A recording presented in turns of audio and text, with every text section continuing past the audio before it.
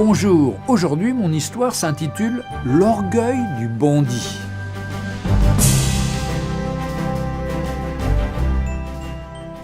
En Amérique du Sud, dans un certain pays, il y avait un homme qui s'était enrichi grâce au trafic de la drogue.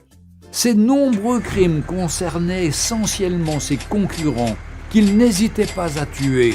Mais à chaque fois qu'il comparaissait au tribunal, il était toujours innocenté. Son secret ? Il avait un très bon avocat.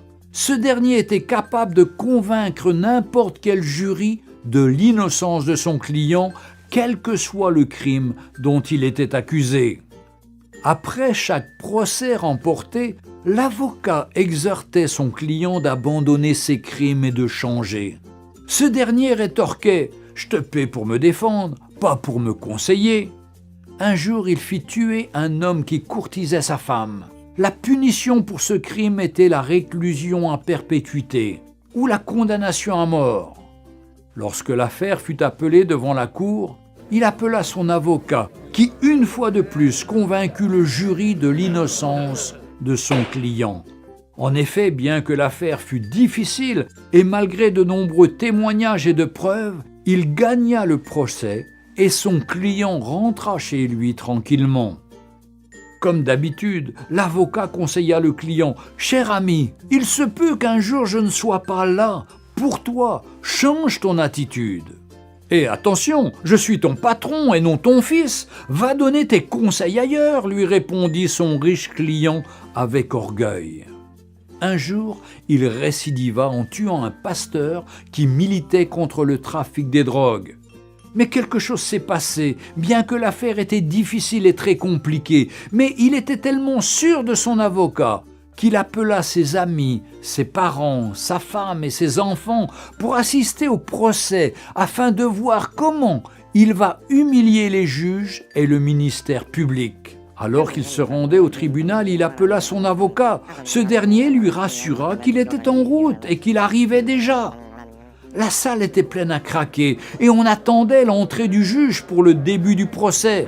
Et lorsque l'huissier fit lever l'assistance pour l'entrée du juge président, le trafiquant de drogue fut glacé de constater que c'est son avocat qui est sur le siège du jugement en tant que juge président de la cour. Il n'était plus un avocat, mais un juge. Lorsqu'on annonça l'ouverture du procès, le juge leva la tête et dit « Hier, j'étais votre avocat, donc je me suis battu pour vous, même lorsque vous étiez coupable. Mais aujourd'hui, je suis un juge et mon jugement doit être équitable. » Les larmes aux yeux, l'homme riche supplia le juge, mais celui-ci lui répondit « Tu as eu ta chance lorsque je te donnais des conseils, mais tu ne m'as jamais écouté et tu n'as jamais changé de vie. Désormais, tu subiras la rigueur de la loi. » L'homme fut condamné à mort pour assassinat et trafic de drogue. Chers amis, toi qui pratiques le péché, le mensonge, l'hypocrisie, la fornication, les meurtres, l'animosité, les querelles, l'occultisme, l'alcoolisme, etc., etc. Aujourd'hui, Jésus-Christ est ton avocat auprès du Père. Il te conseille de changer, de te repentir, de te convertir avant qu'il ne soit trop tard et que tu rejettes sa voix. Mais un jour, il reviendra comme un juge et rendra à chacun selon ses œuvres. Il te dira « Hier j'étais ton sauveur, mais maintenant je suis ton juge. » Aujourd'hui, Jésus-Christ est notre avocat et rédempteur, mais le jour viendra où il jugera chacun équitablement. Jésus-Christ revient bientôt. Retrouvez Un jour une histoire sur www.365histoire.com.